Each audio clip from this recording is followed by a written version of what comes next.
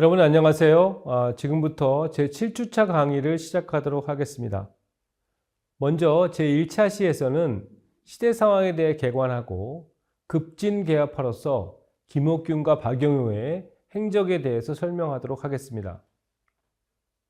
1876년 조선이 일본의 요구에 응하여 개국을 결정하고 최초의 근대적 조약인 조일수호 조규를 체결한 것은 장기간에 걸친 쇄국체제의 종말과 함께 세계 질서로의 편입을 의미하는 중요한 사건이었습니다. 그것은 또한 조선에게 있어 일본을 포함한 서구 열강에 예고된 침탈에 적절히 대처하면서 국가의 독립과 발전을 이룩해 나가야 할 과제와 기회를 부여한 것이기도 하였습니다. 그럼에도 불구하고 이른바 개화기 또는 문호개방기라고 불리는 19세기 후반 한국이 처한 대내적 상황은 19세기 초반 이후 지속되어 온 내후 외환의 위기가 더욱 심해지고 있었던 것이 사실입니다. 특히 개국과 개화의 필요성과 당위성을 인식하였던 소수 선각자들을 제외하고는 세계 정세의 변화에 무지하여 유학적 폐쇄관, 차별관을 고수하려는 보수 세력과 다수 민중의 생존권 및 이익 추구권 보호와 이를 바탕으로 한 국가적 독립과 발전에는 아랑곳하지 않고 오로지 정권 유지 차원에서 개국을 주장하고 개국 이후에는 사대주의적 외교 노선을 지속한 집권 수구 세력의 행태는 문호개방 이후 약 20여 년간의 중요한 기회를 결국 상실하게 만드는 가장 중요한 원인으로 작용하였습니다.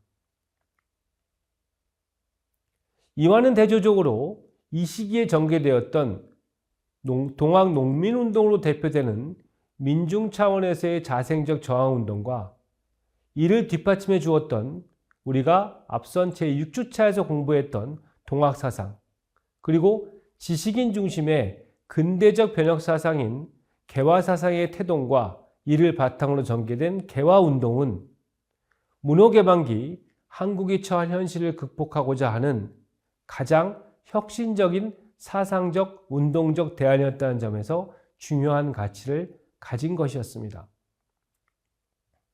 그러나 동학사상 및 동학운동의 경우 그것이 민중지향적 성격과 대내적 평등 질서관의 구상, 그리고 강한 민족주의적 경향을 내포했다는 측면에서 근대성을 지닌 것이었다 하더라도 서구의 과학 지식 및 서양의 문물과 제도의 수용을 통한 인간 및 세계에 대한 새로운 인식의 폭의 확대가 결여되어 있었고, 또한 이와 관련하여 당시 다수 민중계층의 생활 안정과 국가적 생산력의 발전을 위한 구체적 정책 대안을 제시하지 못했다는 점에서 한계를 가질 수밖에 없었습니다.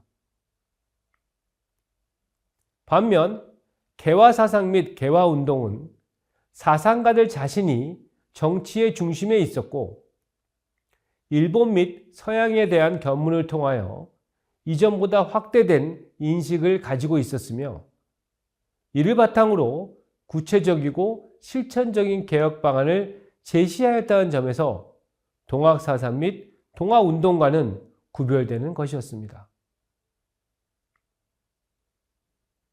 그러나 이들 역시 사상적 혁신성과 실천적 개혁론에도 불구하고 대중계몽이 결여된, 즉 일반 대중의 정치사회 의식이 충분히 수반되지 못한 위로부터의 개혁이라는 내재적 한계와 집권 수구파의 반발 및 열강들의 간섭 등 외부적 요인 등으로 인해서 결국 실패하였으며 그 결과 근세 한국은 열강의 이권 침탈지로서 그리고 결국 일본의 식민지로 전락하게 되는 과정을 밟게 되었던 것이 이 시기의 특징이었습니다.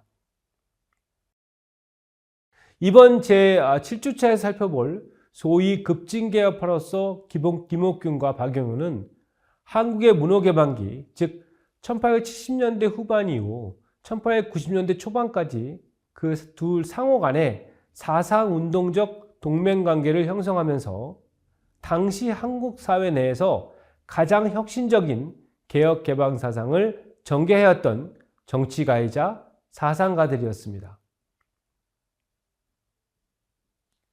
이들은 공통적으로 한국이 당면한 대내적 위기를 직시하고 점진적이고 개량적인 개혁으로서는 위기 극복에 한계가 있음을 명확히 인식했습니다. 그리하여 급진적, 근본적인 개혁의 필요성을 강력히 주장하였고 이를 1884년에 갑신정변이라는 정치적 사건을 통하여 실천하려고 했었습니다.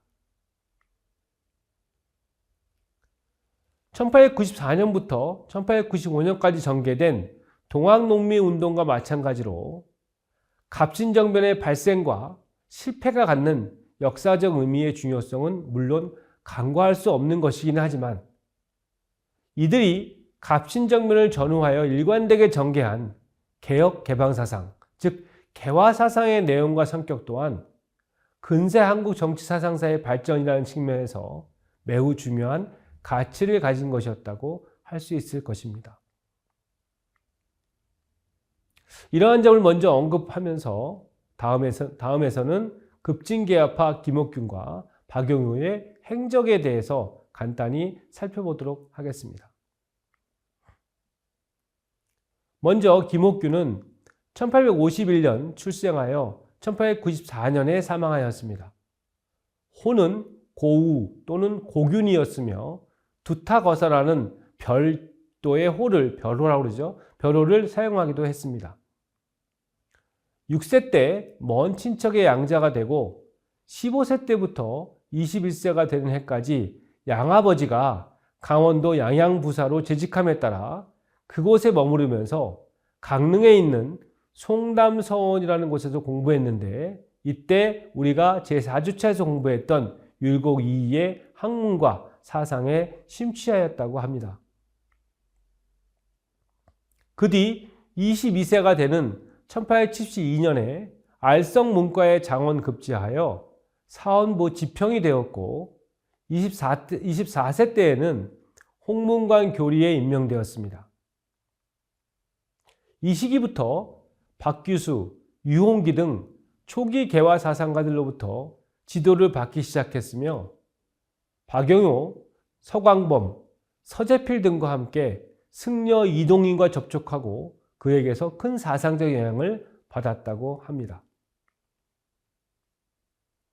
김옥균은 29세가 되던 1879년에 개화당을 조직하여 개화운동에 본격적으로 참여하기 시작했으며 그 후 수차례에 걸친 일본 방문과 후쿠자 유키치 등 일본 지식인들과의 교류를 통하여 한국 사회 변혁의 필요성을 인식하고 1884년에 갑신정변을 일으켰으나 3일 만에 실패했습니다.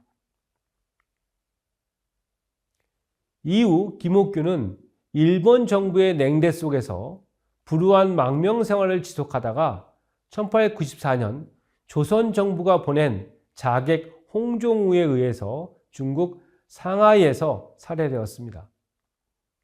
19세기 후반 한국의 소위 급진개화파를 이끌며 혁신적인 개혁 개방 사상을 전개한 인물로 평가되고 있습니다. 저서로는 기화근사, 치도양론, 갑신일록 등이 있습니다. 다음으로 박용효는 1861년 출생하여 1939년에 사망하였습니다. 호는 충고입니다. 13세 때인 1873년 제25대 철종의 딸인 영해옹주와 결혼하여 금능이가 되었습니다. 1870년대 후반부터 김옥균, 서광범, 홍영식, 서재필 등과 함께 개화당을 결성해서 개화운동에 전력을 다했으며 1882년 수신사로 일본에 다녀온 후 1884년 급진개화파가 단행한 갑신정변의 주체로서 큰 역할을 했습니다. 박용효는 갑신정변 실패 후 일본으로 망명하였고 1894년에 귀국하여 내무대신으로서 갑오경장 후기에 개혁을 이끌었으며 이후 이어진 정치적 사건들로 인하여 망명과 귀국 그리고 유배 생활을 했습니다. 한국이 일본에 강제 병합된 이후에는 일본으로부터 후작의 칭호를 받고 중추원 고문으로 활동하기도 했습니다.